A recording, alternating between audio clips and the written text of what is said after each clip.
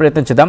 మధు, ఇక్కడ మరి ముఖ్యంగా మాట్లాడుకునే క్రమంలో ఇంత మేరకు పెరిగిపోయిన తర్వాత ఎటువంటి సిచ్యువేషన్స్, ఇప్పటికే చాలామంది ఎలక్ట్రిక్ కుక్కర్స్ కావచ్చు, లేకపోతే ఎలక్ట్రిక్ ఇండక్షన్ స్టవ్స్ కావచ్చు, వీటి మీదకి వెళ్ళిపోయే ప్రయత్నం చేస్తున్న మార్కెట్లో అవి కూడా అవైలబిలిటీ లేవు.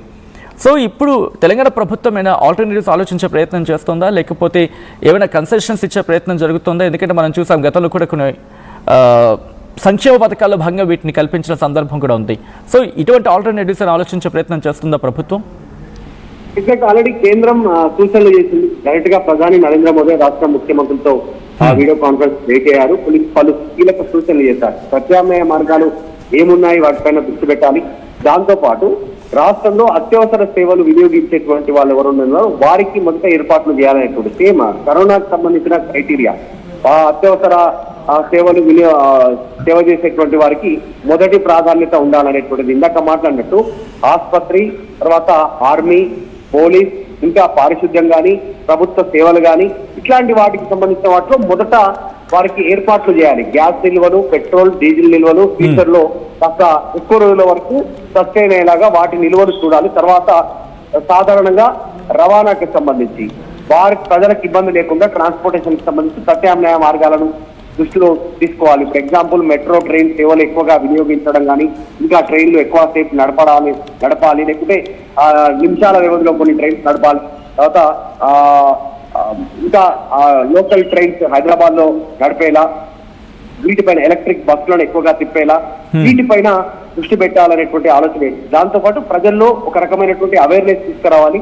వాహనాలను అవసరం ఉంటేనే బయటికి తీసి నడుపుకునేలాగా. ఎందుకంటే భవిష్యత్తులో ఖచ్చితంగా ఒక క్లిష్ట పరిస్థితి ఎదుర్కొనేటువంటి అవకాశం ఉంది. ఎందుకంటే ఇది భారత్కు వచ్చిన పరిస్థితి కాదు, ప్రపంచ దేశాలు ఎదుర్కొంటున్న ఈ వార్ వల్ల. కాబట్టి దానిపైన దృష్టి పెడతా ఉన్నారు. తర్వాత సాఫ్ట్వేర్ సంబంధించినటువంటి జాబ్ ఉన్నటువంటి వారికి వర్క్ ఫ్రమ్ హోమ్ ఫెసిలిటీ ఇచ్చేలా, అత్యవసర సేవలు వినియోగించే వారికి మినహాయిస్తే మిగతా వాళ్ళంతా కూడా అవసరం ఉంటేనే బయటకు వెళ్ళి పనిచేసేలా, ఒకవేళ ఇంటి నుంచి పనిచేసే అవకాశం ఉంటే వారికి అవకాశం కల్పించాలి. ఇట్లాంటి వాటిపైన దృష్టి పెడతా ఉన్నాం. ఎగ్జాంపుల్ 10 మంది ఒక్క షిఫ్ట్ లో పనిచేసేటువంటి అవకాశం ఉంటే సంఖ్య తగ్గించుకొని 5 మందితో పని చేయించుకోవడం, మరొక 5 మందితో నెక్స్ట్ డే రోజు పని చేసుకోవడం. ఒకే రోజు 10 మందిని షిఫ్ట్ లో వాడకుండా వారి రవాణా వ్యవస్థని కాస్త కంట్రోల్ చేసేలాగా దానిపైన దృష్టి కేంద్రీకరిస్తా ఉంది. ప్రస్తుతానికైతే ఎలాంటి రాయితీలు ఇవ్వట్లేదు సిలిండర్ల విషయంలో, పెట్రోల్ విషయంలో, మిగతా విషయంలో ప్రభుత్వం నుంచి. కానీ కాస్త జాగ్రత్తల విషయంలో మాత్రం ప్రభుత్వం దృష్టి పెట్టింది. చూడాలి ఎఫెక్ట్ ఎంతవరకు ఉంటుందో. ప్రస్తుతం కమర్షియల్ సిలిండర్ రేట్లు పెరగడం పైన, ముఖ్యంగా హోటల్ రంగం పైన తీవ్ర ప్రభావం పడిపోయింది. జనాలు బయట తినాలంటే జేబుకు చిల్లుబడేటటువంటి పరిస్థితి ఉంది. హోటల్ వాళ్ళు కూడా బయట బ్లాక్ మార్కెట్ లో కొంటా ఉన్నారు. మనం చూసాం నిన్న మన 2-3 వార్తల్లో పలానా శ్మశాన వాటికలో 2 నుంచి 3 వేల సిలిండర్లు అక్రమంగా బ్లాక్ చేసి అమ్ముతా ఉన్నటువంటి పరిస్థితి. ఇంకా కొన్ని ప్లేసెస్ ఇట్లా బయట పట్టుబడతా ఉన్నాయి. ఇప్పుడే ఆల్రెడీ బ్లాక్ మార్కెట్ దందా నడుస్తా ఉంది. దాన్ని కంట్రోల్ చేయాల్సినటువంటి అవసరం కూడా ప్రభుత్వం పైన ఉంది. చూడాలి ఏం జరుగుతుందో. ఈ రేట్లు ఇంకా పెరిగితే మాత్రం హోటల్ రంగం అంతా పూర్తి స్థాయిలో దెబ్బతినేటువంటి అవకాశం కనిపిస్తా ఉంది. రైట్ మధ్య ఒక్కసారి మీరు లైన్లో ఉండే ప్రయత్నం చేయండి. మిడిల్ ఈస్ట్ వార్ ప్రభావం కేవలం అక్కడికి మాత్రమే పరిమితం కావటం లేదు, ఏకంగా వ్యాపిస్తోంది. ఇప్పుడు ఇంకా చెప్పాలంటే విస్తరిస్తోంది. రిపకర్షన్స్ అంటూ ఉంటాం కదా, లేకపోతే ఆఫ్టర్ ఎఫెక్ట్స్ అంటూ ఉంటారు. దాని పెను ప్రభావాలు లేకపోతే దుష్పరిణామాలు ఇవి ఇప్పుడు ఇంకా కంటిన్యూ అవుతున్నాయి. ఇంకా యుద్ధం ఆగిపోకుండానే ఇటువంటి ప్రభావం ఉంటే యుద్ధం ఆగిన తర్వాత ఎలా ఉంటుంది? ఎందుకు నేను మాట అంటున్నానంటే, యుద్ధం ప్రారంభమైంది 4 రోజులైంది, 4 రోజులు దాటింది, ఇంకొక 2-3 రోజులు ఎక్స్ట్రా అంతే. బట్ ఈ 4 రోజులకి ఇప్పటికే స్టాక్ పైల్ చేసుకుంటాయి ఆయా దేశాలు. భారత్ కూడా అలాగే స్టాక్ పైల్ చేసుకుంది. ఆ స్టాక్ పైల్ చేసుకున్న క్రమంలోనే ధరలు ఇలా పెరిగితే, ఒకవేళ యుద్ధం కంటిన్యూ అయ్యి ట్రంప్ లాంటి వ్యక్తి ఇంకా నేను యుద్ధానికి వెళ్తాను, ఇంకా తీవ్రమైన యుద్ధానికి వెళ్ళిపోతానంటే, అండ్ ఆ స్టాక్ పైల్స్ అనేవి మనకి నిండుకుంటే, మన స్టోరేజ్ కనుక షార్టేజ్ వస్తాయి, ఆ తర్వాత ఇంకా రేట్లు పెరిగే అవకాశం ఉంటుందా?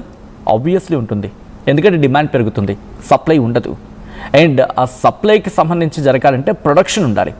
ప్రొడక్షన్ జరగాలంటే ఆ ప్రొడక్షన్ యూనిట్స్ ఉండాలి. ఆ ప్రొడక్షన్ యూనిట్స్ ఉండాలంటే ఆ దేశంలో అక్కడున్న పరిస్థితుల్లో అక్కడి సిచ్యువేషన్కి తగినట్టుగా అన్నీ అవైలబిలిటీ ఉండాలి. కానీ ఖతార్ ఇప్పుడు అటువంటి పరిస్థితి ఉందా? లేదు. కువైట్ అటువంటి పరిస్థితి లేదు. దుబాయ్ అంతగా కనిపించట్లేదు. And Saudi biggest question mark. Bahrain biggest question mark. Yemen పక్కన పెడతాం, ఒమెన్, ఇవన్నీ కూడా ప్రస్తుతం క్లిష్ట పరిస్థితులు ఎదుర్కొంటున్నాయి. ఒక విధంగా చెప్పాలంటే ఈ ప్రొడక్షన్ యూనిట్స్గా చెప్పుకునేవి లేకపోతే మ్యానుఫ్యాక్చరింగ్ యూనిట్స్గా చెప్పుకునేవి, ఆ మ్యానుఫ్యాక్చరింగ్ యూనిట్స్ వీటిని తయారు చేసే ఆ ప్రొడక్షన్ యూనిట్స్ ఇరాన్ అటాక్కి దెబ్బతిన్నాయి. కొన్ని సందర్భాలు వినిపించే మాట ఏంటంటే వీటిని రీబిల్డ్ చేయడానికి కొన్నేళ్ళు పట్టేస్తుంది.